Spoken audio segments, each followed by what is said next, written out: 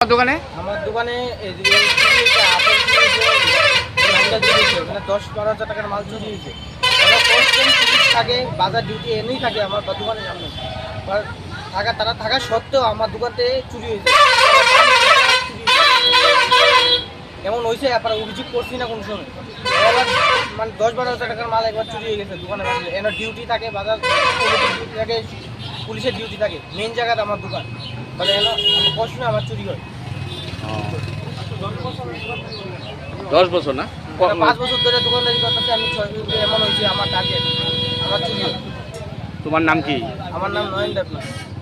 আর এটা কোন বাজার? এটা বিশ্রামগঞ্জ বাজার, একবার জাতীয় সড়কের লোকে না? জাতীয় সড়কের লোকে।